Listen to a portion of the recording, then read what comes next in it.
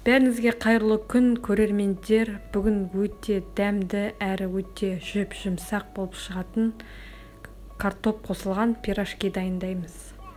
Ең алдымен қамырымыз дайындап алу үшін жылы сүт, ашытқы, қант. Осы қоспамызды жақсылап араластырамыз.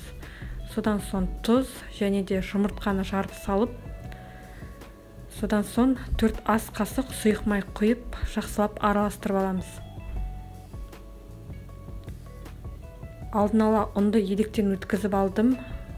Ұнды қосып, жүп-жұмсақ қамыр илеп дайындап аламыз.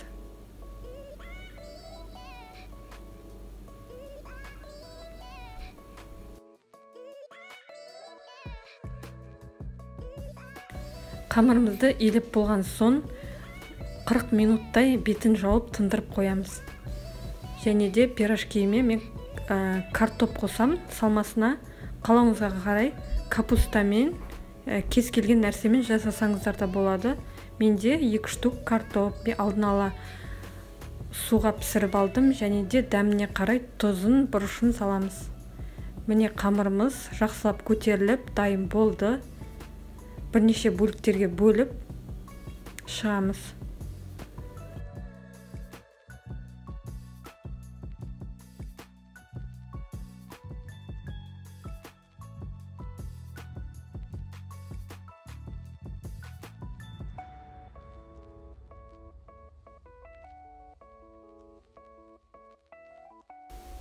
Және де осылай шариктеп, шар тәрізді етіп, қамырды түйіп шығамын.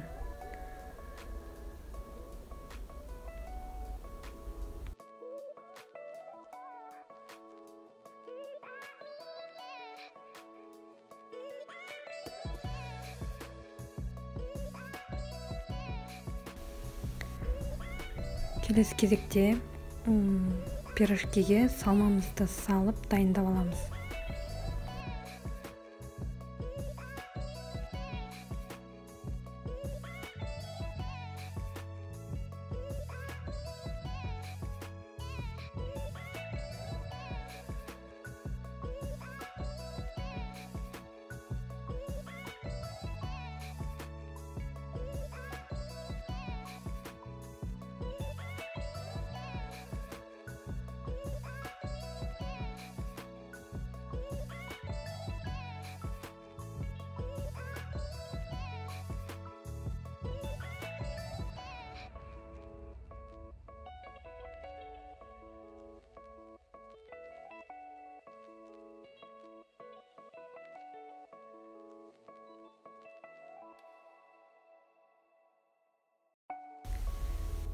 Содан соң жұмыртқаның сарысын және де кунжутты сеуіп, қызып тұрған пеште 180 градуста 30 минут пісіреміз. Міне пирожкиміз де дайын болды. Өте жүп-жұмсақ болып шықты.